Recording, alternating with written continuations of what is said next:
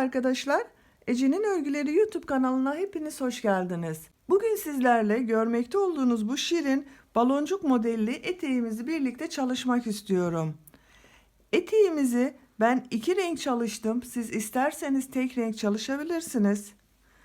Daha önceden sizlerle birlikte bakın bu baloncuk modelli yeleğimizi yapmıştık.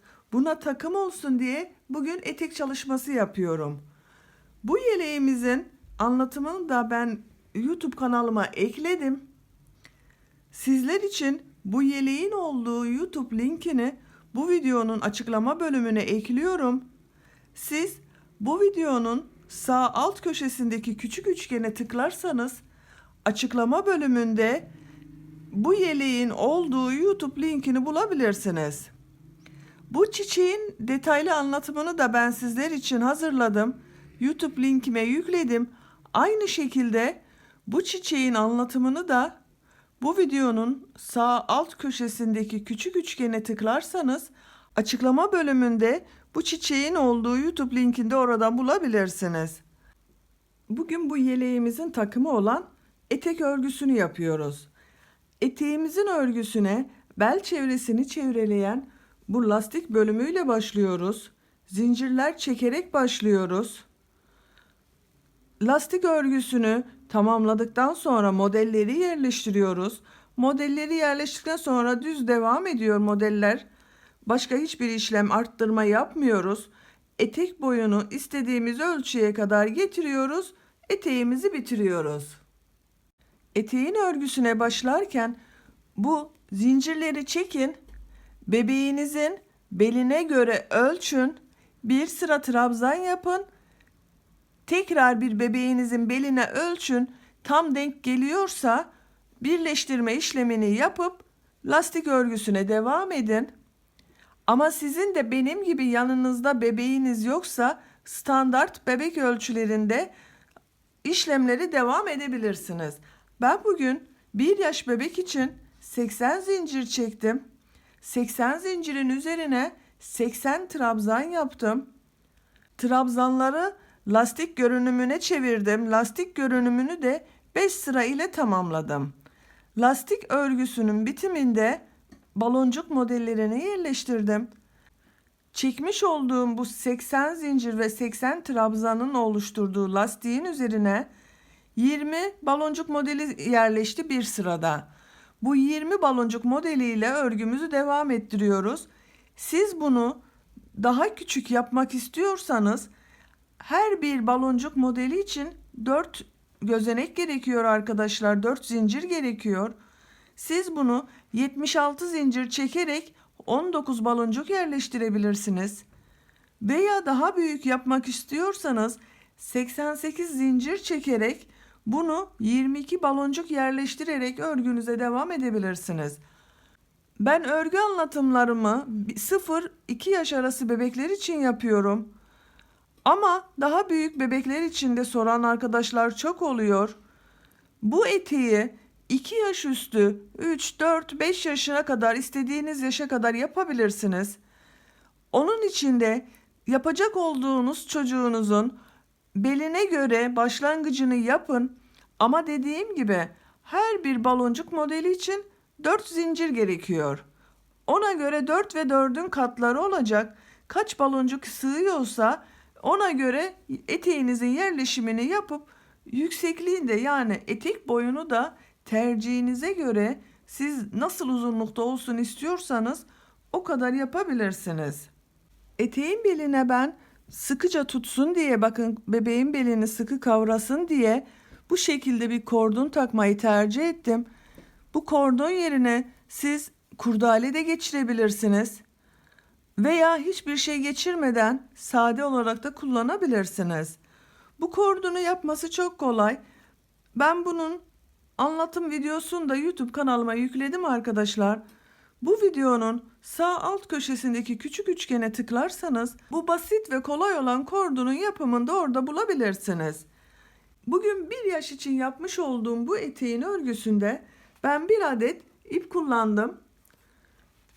Nakolux Minnoş Baby'nin ipi arkadaşlar. Üzerinde 100 gram 340 metre yazıyor. Yani üzerinde 340 metrelik olan beyaz bir ip bu. Ben iki renk çalıştığım için tam yetti ama siz tek renk çalışıyorsanız eteği bir ip kesinlikle yetmez. İki ipi elinizde bulundurun.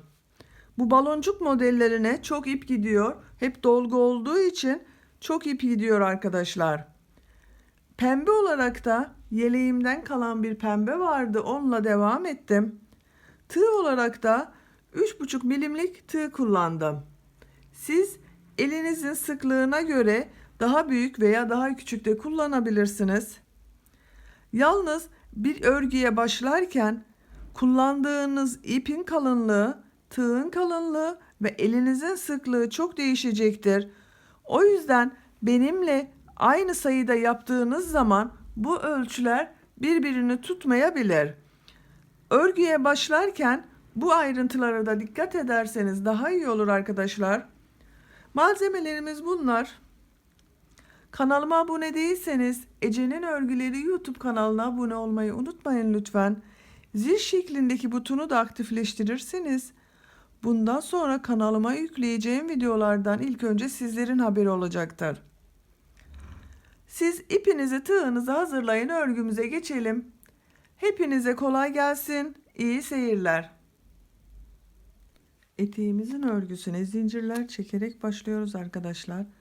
Bu lastik bölümünü yapmak için 80 zincir çekiyoruz.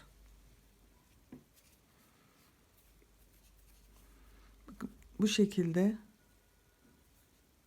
ilmek çıkarıyorum, sağlamlaştırıyorum.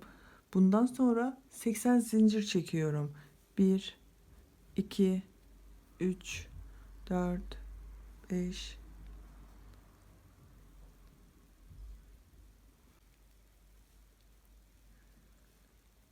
80 zinciri çektim. Bu zinciri çekerken çok sıkı çekmemeye dikkat edelim. Esnek olsun biraz. Bakın esnek bir görüntüsü var. Esnek olması iyi olacaktır. Etek bellerinde çok sıkı yaptığımız zaman istediğimiz ölçüyü elde edemeyebiliriz. Bu ölçüyü yapmak için de bakın zinciri çekin.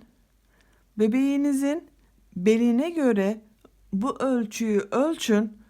Beline göre olması yeterli olacaktır. Esnek olduğu için bakın esniyor zaten. Trabzan gittiğimiz zaman biraz daha esneklik sağlayacağız. Ben şu anda 80 zinciri çektim. Birkaç tane zincir de fazladan çekiyorum. Trabzan gittikten sonra bebeğin beline göre ölçeriz. Fazla gelirse bu sıra sonunda sökmemiz kolay olacaktır. 1 2 3 zincir de dönüş için zincir çekiyorum. İpi tığın üzerine alıyorum. 1 2 3 gözenek atlıyorum. Dördüncü zincirin üzerine tığı takıyorum. Bir trabzan yapıyorum. İpi tığın üzerine alıyorum. Yanındaki bakın zincirin üzerine tığı takıyorum. İlmek alıyorum. Trabzan yapıyorum. 1 2 defa da çıkarıyorum. İpi tığın üzerine alıyorum. Tığı takıyorum. 1 2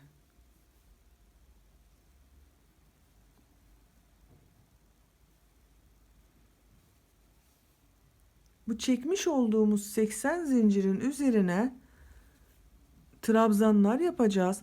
Bu başta döndüğümüz 3 zincirle döndüğümüz bir yer var. Burayı da bir trabzan olarak ele alıyoruz. Bundan başka 79 trabzan yapalım. Dönüşle birlikte 80 yapıyor. 80 trabzanı bu 80 zincirin üzerine tamamlayalım. Çekmiş olduğum zincirlerin üzerine 80 trabzanı tamamladım bakın. Bu aşamada bebeğinizin beline şu şekilde tekrar bir ölçün. Esnek zaten. İyi geliyorsa burada bırakın. Bakın benim 80 zincirden sonra zincirlerim arttı. Eğer dar geliyorsa zincirleri devam edebilirsiniz. Tamam geliyorsa bu fazladan çekmiş olduğumuz zincirleri sıra sonunda şu şekilde bakın tığa takarak ilmekleri sökebilirsiniz.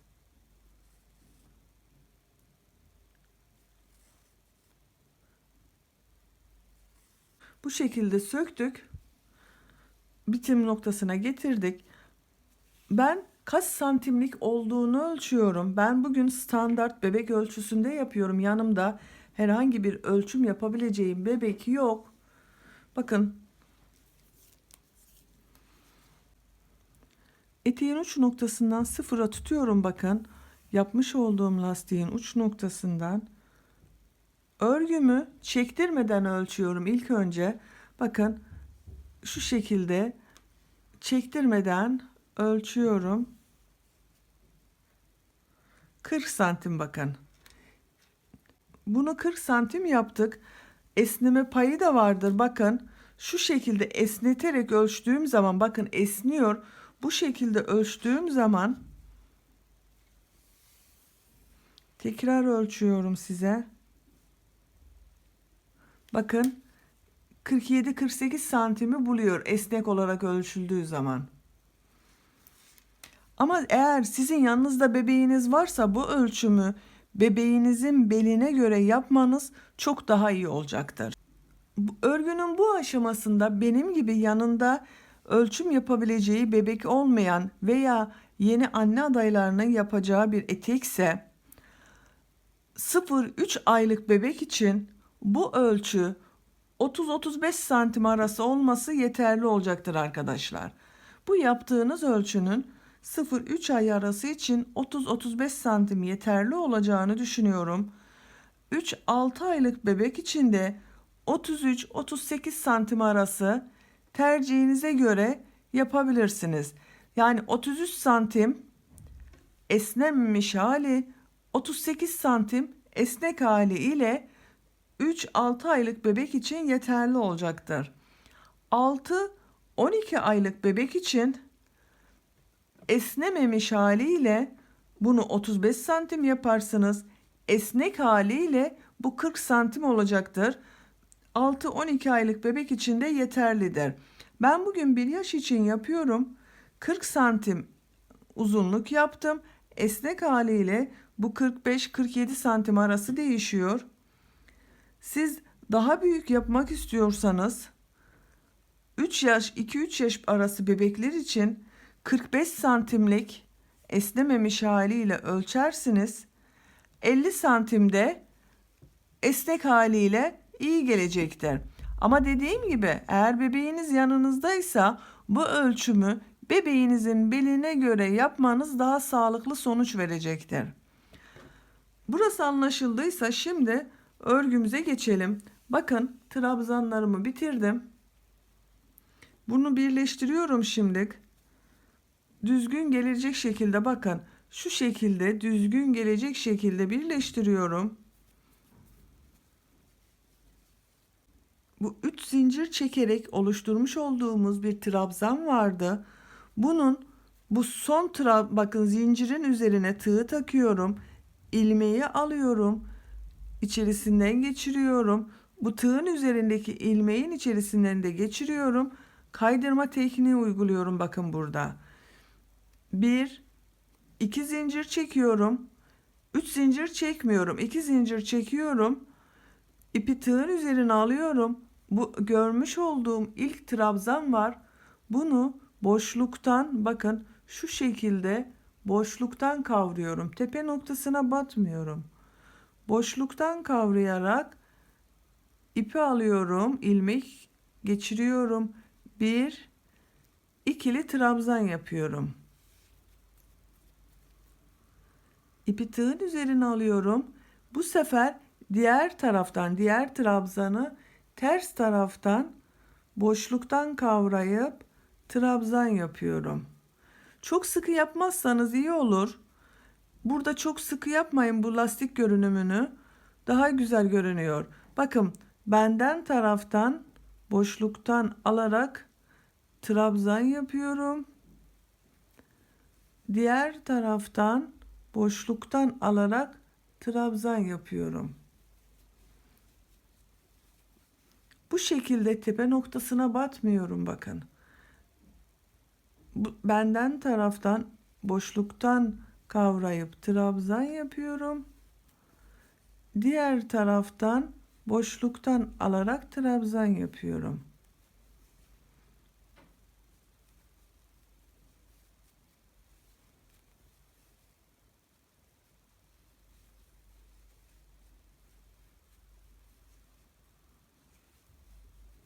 Bu şekilde lastik örgümüz devam ediyor. Bakın görüntüsü de lastik görünümü bir içten bir dıştan aldığımız için bu görüntüyü elde ediyoruz. Sıra sonuna kadar bu şekilde devam edeceğiz. Burayı da birleştirelim bakın. Bu uç noktasına tığ takıyorum. Bu ipi alıyorum. İçerisinden geçiriyorum. Zincir çekiyor gibi yaptım ve bitirdim. Bakın birleştirmiş olduk. Şimdi bu lastik örgümüze bir içten bir dıştan boşluklardan alarak trabzan yapalım. Sıra sonuna kadar bu başladığımız yere kadar gelelim arkadaşlar. Trabzanları bir içten bir dıştan boşluklardan kavrayıp trabzanlar yaparak sıra sonuna kadar geldim bakın. Son trabzan benden taraftan göründü. Bakın bu 3 zincirli olan da ters taraftan görünüyor.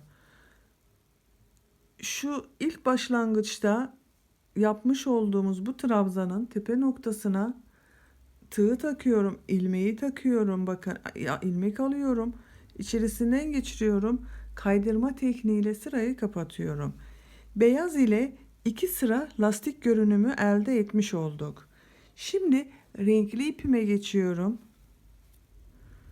Bu sırayı bakın renkli ile bir sıra lastik görünümü yapacağız.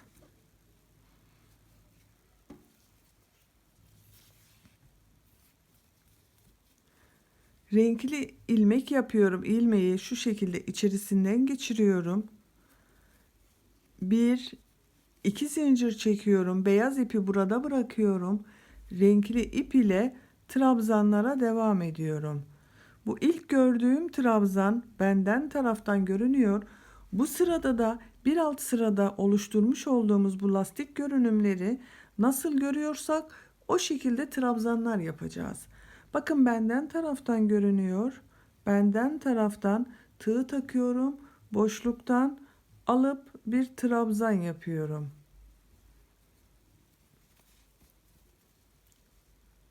Diğer taraftan görünüyor bakın. Diğer taraftan trabzanı boşluktan alıyorum. İlmek çekiyorum. Trabzan yapıyorum. Görüntü benden taraftan bakın. Boşluktan aldım. Trabzan yapıyorum. İpi tığın üzerine alıyorum. Diğeri bakın ters tarafta. Onun için ters taraftan boşluktan kavrayarak trabzan yapıyorum. Bu sırayı da bu şekilde nasıl görüyorsak öyle alarak trabzanlar yapıyoruz. Sıra sonuna kadar bu renk ile devam ediyoruz. Bakın bir içten bir dıştan boşluktan kavrayarak trabzanlar yapıyorum. Bu sırayı bu renk ile bir içten bir dıştan gördüğümüz gibi alarak sıra sonuna kadar gidelim. Bir alt sırada yapmış olduğumuz gibi bu başlangıç gözeneği ile kaydırma tekniği yaparak sırayı kapatalım. Daha sonra bu beyaz ipimize geçelim. 2 sırada beyaz ile lastik örgüsü yapacağız. Bakın 2 başta bir ortada pembe ile yaptım. 2 sırada sonradan beyaz ile lastik görünümü yaptım. Bu pembeden sonra 2 sıra daha lastik sırası tamamlayalım. Lastiğini bitirelim. Daha sonra modelini sizinle birlikte yerleştiririz. Bel çevresi için 5 sıra lastik uygulamasını yaptım. 2 sıra beyaz, 1 sıra pembe, 2 sıra beyazdan oluşan bir lastik uygulaması yaptık arkadaşlar. Şimdi artık etek bölümüne bu beyaz ile baloncuk modellerini yerleştireceğiz. Bu baloncuk modellerini elde edebilmemiz için de bu ilk sırada bu baloncuğu şeklini elde etmek için de Örgüyü ters taraftan götürüyoruz. Bakın şu anda düz tarafı örgüden belli oluyor zaten. Bakın burası tersi, burası düz tarafı. Örgüyü çeviriyorum. İpi tığın üzerine alıyorum. Bakın yakından gösteriyorum. Şu şekilde ilk gözeneği atlıyorum. Bakın bu gözeneği atlıyorum. Bu gözeneğe yapacağız. İpi tığın üzerine alıyorum. Bir gözenek atlıyorum. İkinci gözeneğe bu şekilde batmıyorum. Bakın burada iki kulakçık görünüyor üst tarafta. Onun diğer tarafta olan şu kulakçığı tığa takıyorum. Bir trabzan yapıyorum. İpi tığın üzerine alıyorum. Aynı kulakçığın içerisine 7 adet trabzan yapıyorum.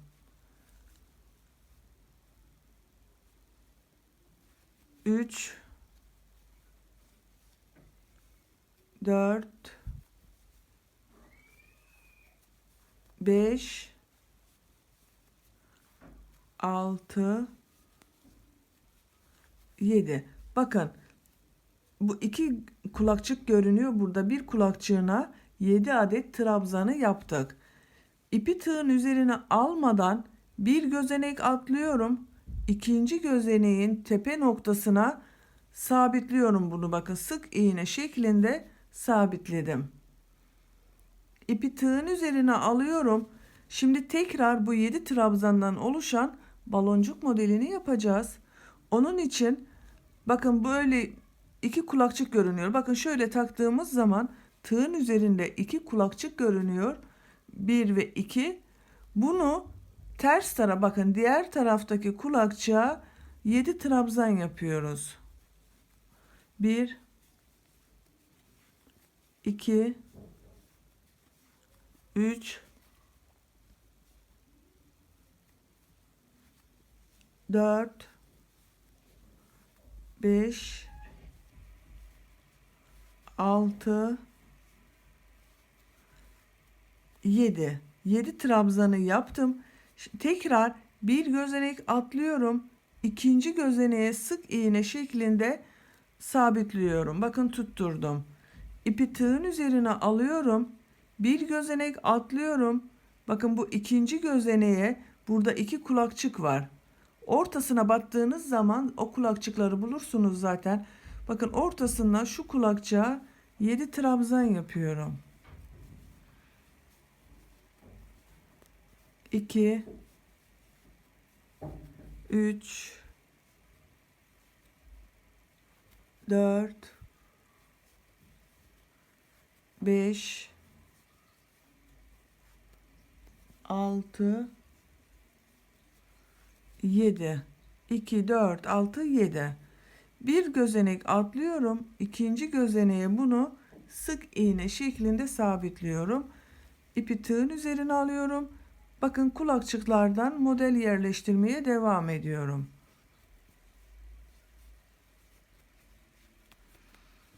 Bu şekilde bir kulakçıktan tutup 7 trabzan yaparak arada birer gözenek atlıyoruz.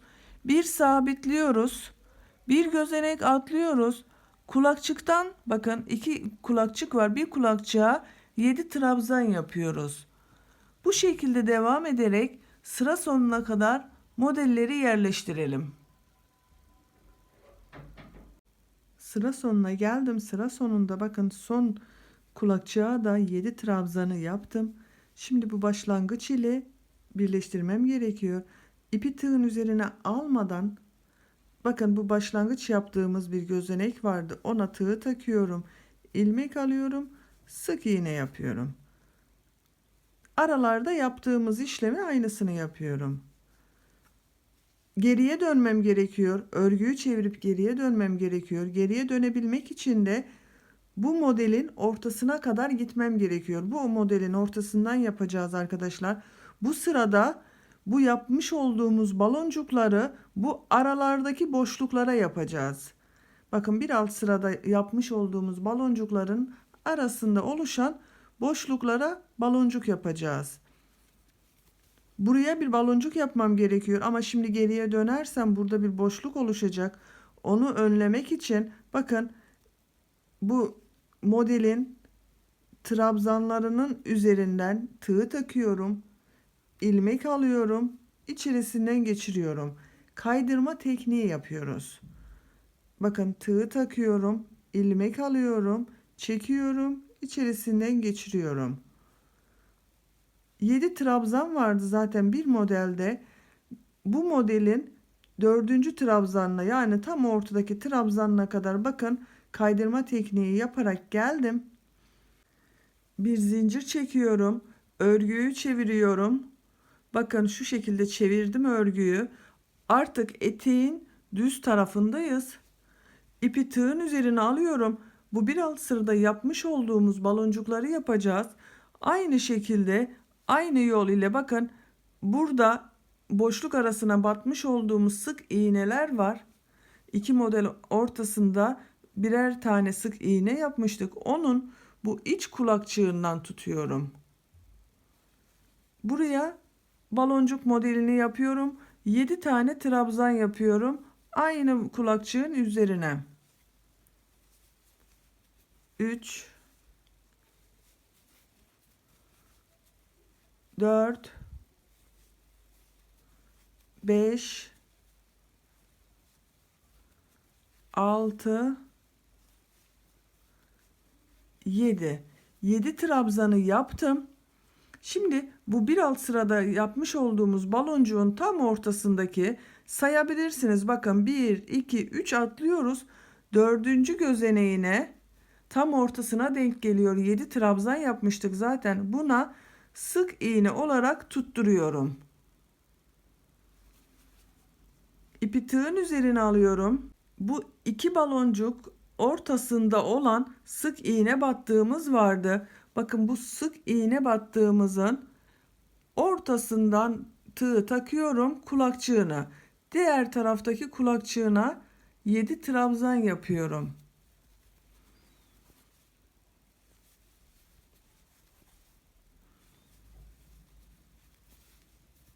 Bu kulakçıktan yakaladığımız için bu baloncuklar kabarık duruyor arkadaşlar. Kulakçığa batmaz, düz batarsak düz bir görüntü elde ederiz. Bu baloncuk şekillerini elde edemeyiz.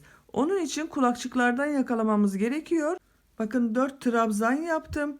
İpi tığın üzerine alıyorum. Devam ediyorum. 5 6 7. Şimdi tekrar bu bir alt sırada baloncukların ortasındaki trabzana yani 4. gözeneğe 1 2 3 atlıyorum. 4. gözeneğe sık iğne olarak batıyorum. İpi tığın üzerine alıyorum. Bakın iki baloncuk ortasına batmış olduğumuz bu sık iğnenin kulakçığından yakalıyorum. Şu şekilde tığı ortaya taktığınız zaman zaten o kulakçığı yakalıyorsunuz. 7 trabzan yapıyorum.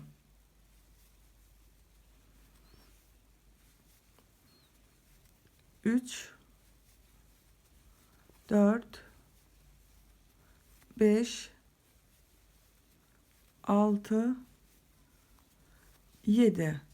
Bakın ortadaki gözeneğe sık iğne olarak batıyorum. İki baloncuk ortasındaki sık iğnenin kulakçığından yakalıyorum.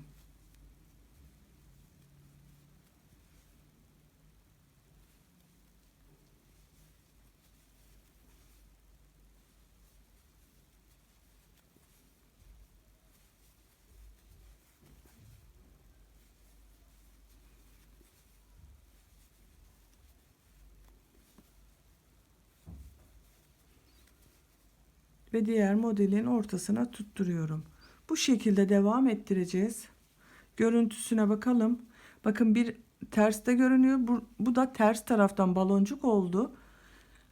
Biraz sonra yapacağımız bir üst sırada yapacağımız modelde tekrar bu taraftan görünecek. Sıra sonuna kadar baloncukları tamamlayalım arkadaşlar.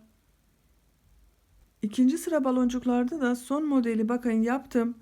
Bu başlangıçtaki baloncuk ile birleştirmem gerekiyor. Bu bakın batmış olduğumuz tepe noktası var bir alt baloncuğun. Ona sık iğne olarak tutturuyorum. Kaydırma tekniği ile bu baloncuğun orta noktasına gidiyorum. Bakın kaydırma tekniği yapıyorum. Bunu her sırada tekrarlayacağız arkadaşlar. Her sıra dönümünde bu kaydırma tekniğini yapacağız. Bakın orta noktasına geldim bir alt baloncuğun. Bir zincir çekiyorum. Örgüyü çeviriyorum. Tekrar bu iki baloncuk ortasında yapmış olduğumuz sık iğnenin kulakçığına baloncuk için trabzanlar yapıyorum. 7 trabzan yapıyorum. 1 2 3 4 5 6 7. Bir sonraki baloncuğun orta noktasına tutturuyorum. Bakın dördüncü gözenek. 1 2 3, bu dördüncü. İpi tığın üzerine alıyorum. Bir sonraki baloncuğu yapmak için ortadaki sık iğnenin kulakçığından yakalıyorum. Trabzanlara devam ediyorum. Modellerimizi bu şekilde devam ettireceğiz arkadaşlar. Bakın elastiki bir görüntüsü var zaten bel çevresinin. Kaç model yerleştiğini saymayı unuttuk. Onu sayıyorum. Bakın şuraya işaret takıyorum. 2, 4, 6, 8, 10, 12, 14, 16, 18, 20. Bir sırada 20 baloncuklardan oluşan baloncuk sıramız var. Her iki sırada da tersten olduğu zaman da 20 baloncuk var. Eteğin boyunu bu baloncuk sayısıyla devam ettireceğiz. Arttırma yapılmıyor. Bu 20 baloncuk ile etek boyunu istediğimiz ölçüye kadar örelim arkadaşlar. Ben etek ucunda aynı pembe renk ile de baloncuklar yapmak istiyorum.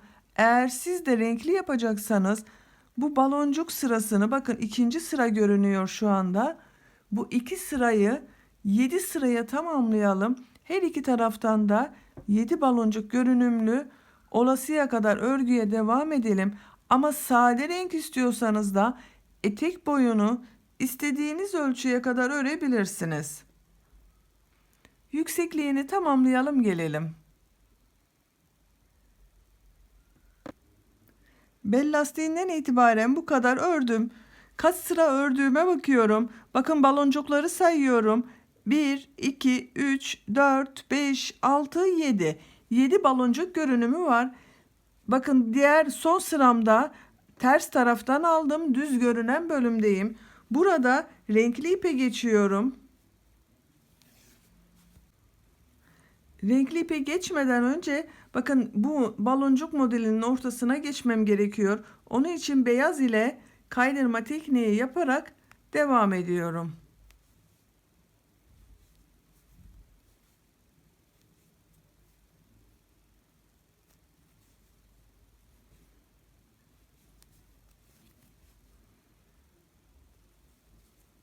Bakın tepe noktasına geldim. Burada renkli ipimi bağlıyorum. Beyaz ipi burada bırakacağız. Örgüyü çeviriyorum. Bu şekilde ipi alıyorum bakın.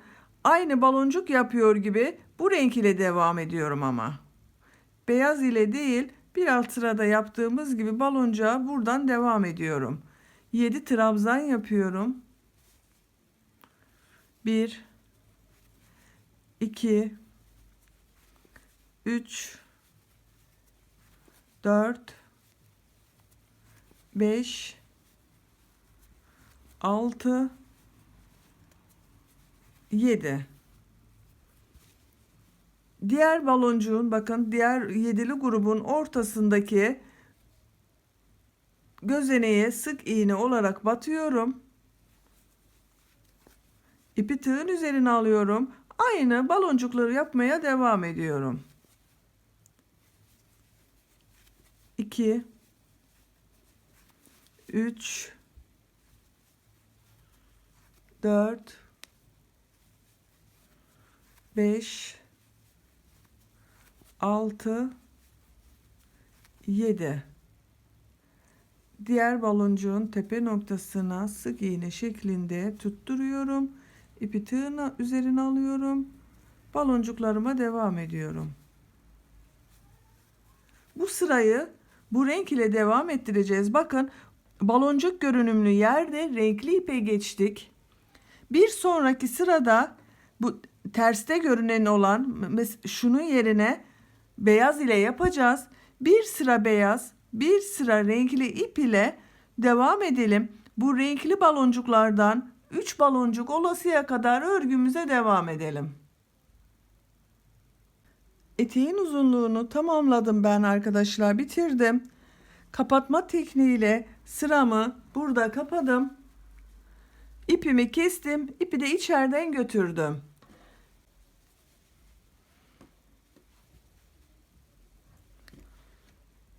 Eteğimizi tek renk örmedim.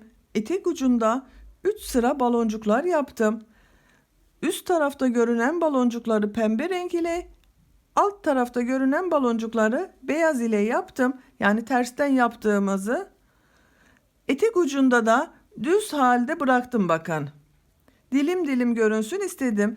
Siz isterseniz bu etek ucunda görüneni pembe baloncuk şeklinde de bırakabilirsiniz. Burası tamamen tercihinize kalmış. Böylece eteğimizi bitirmiş olduk. Bakın, tersten görüntüsüne bakalım. Her iki yönden de kullanılabilecek bir model oldu. Bakın, tersten görüntüsü de bu şekilde. Yani hiç belli olmuyor. Bakın, birleşim yerimiz burası. Çok az bir, hani belli, yakından baktığınız zaman belli oluyor. Her iki yönden de kullanılabilecek bir model yaptık. Eteğimizi bu şekilde kullanıma hazır. İsteyen arkadaşlar belini daha sıkı kavrasın derseniz, bakın esnek zaten, biraz daha sıkı kavrasın derseniz ve daha şıklık katmak için kurdale geçirebilirsiniz. Şu şekilde kordonlar yaparak geçirebilirsiniz. Bu kordonu ben kendim yaptım. Bu kordonun yapılımı çok kolay arkadaşlar. Zincir çekiyoruz, üzerinden kaydırma tekniği yapıyoruz. Bu kordonun yapımını anlatmış olduğum YouTube linkini ben bu videonun açıklama bölümüne ekledim. Siz bu videonun sağ alt köşesindeki küçük üçgeni tıklarsanız açıklama bölümünde basit kordon yapımı adı altındaki YouTube linkini kolayca ulaşabilirsiniz. Bu kordonu da geçirelim. Son haliyle eteğimizi bir görelim. Bakın, çatal iğne takıyorum. Eteğimin birleşim yaptığımız yerini bulmaya çalışıyorum. O kadar güzel birleşim yapmışız, hiç görünmüyor. Bakın burası. Bakın, hiç belli olmuyor birleşim yaptığımız, hani sıraları birleştirdiğimiz yerler neredeyse hiç belli olmuyor. Bakın, burası birleşimin bitirdiğimiz yeri. Hemen bakıyorum. Şu şekilde katlıyorum, ortayı buluyorum. Orayı arkaya getirelim. Yine de aslında belli olmuyor ama yine de arka tarafa getirelim. Bakın, şu şekilde lastiğin modele başladığımız sırasındaki aralardan şu şekilde geçiriyorum. Benden tarafı olan lastikleri üste bırakıyorum. Ters tarafta görünenler altta kalıyor. Bu şekilde kordonumuzu geçirelim.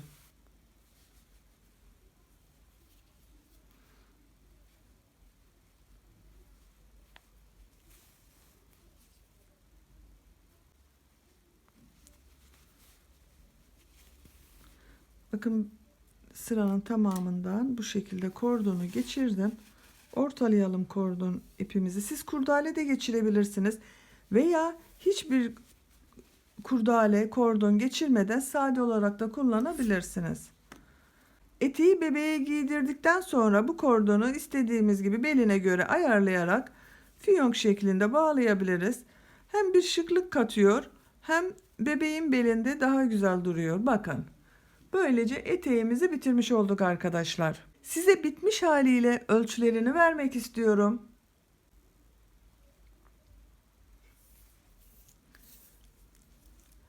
Eteğimizin tam yüksekliğini ölçüyorum. 23 santim. Enini ölçüyorum. Bağlamadan önce ölçelim enini. Bakın biraz esnekliği gitti, bağlayınca kordon çekti arkadaşlar. Enini ölçüyorum. 23 santim bakın. Etek altından bakın uç noktasından enini ölçüyorum. Baloncuklar biraz topladı. 32 santim. Ben bugün bu eteğe 80 zincir ile başlayarak 20 baloncuk yerleştirdim. Bu ölçüde bir etek elde ettim. Siz daha küçük başlamak istiyorsanız bu başlangıçta her bir baloncuk için 4 zincir çekmeniz gerekiyor. 4 zincir eksik veya 4'ün katları fazla çekerek eteğinizi büyütebilirsiniz. Bu etek yüksekliği de tercihinize kalmış. İsteyen arkadaşlar bir yaş için bile bu eteği biraz daha uzun, 2 baloncuk daha fazla yaparak daha uzun tutabilirsiniz. Veya daha mini etek de yapabilirsiniz. Eteğin uzunluğu ve eni tamamen tercihinize kalmış. Böylece bugünlük örgü anlatımımızı da burada bitiriyorum arkadaşlar. Kanalıma abone değilseniz Ece'nin Örgüleri YouTube kanalına abone olmayı unutmayın lütfen. İnşallah sizlerle yeniden yeni örgülerde buluşmak üzere. Hoşça kalın, sevgiyle kalın.